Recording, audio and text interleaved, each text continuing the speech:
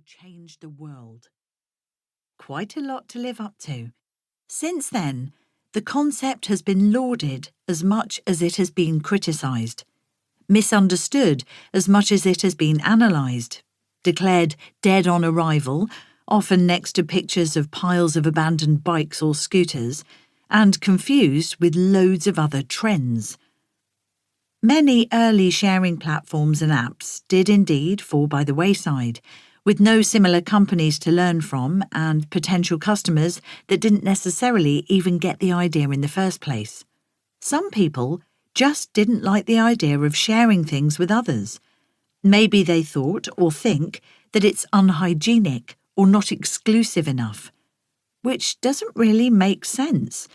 Hotel beds, even in the most expensive suites, were slept in by someone else the night before you checked in, so were shared, in that sense, just like cinema or restaurant seats. There were other challenges: regulations, building trust, the technology that made the whole thing easy, finding insurance, even just knowing what the right things were to share.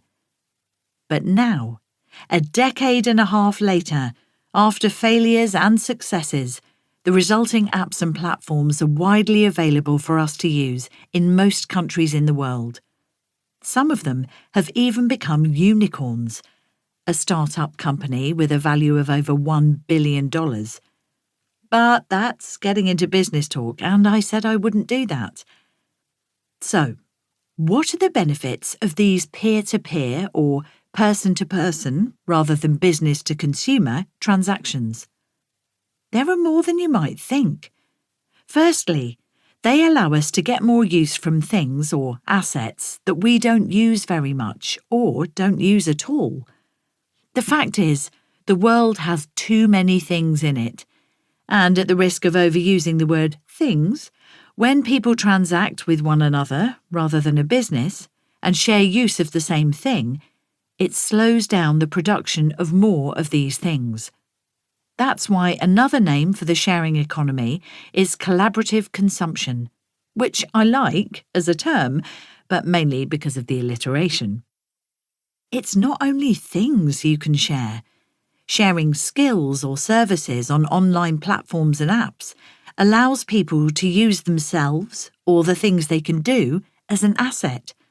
For example, you could share skills to make money, or in some cases, trade or swap them for credits to buy other skills and services.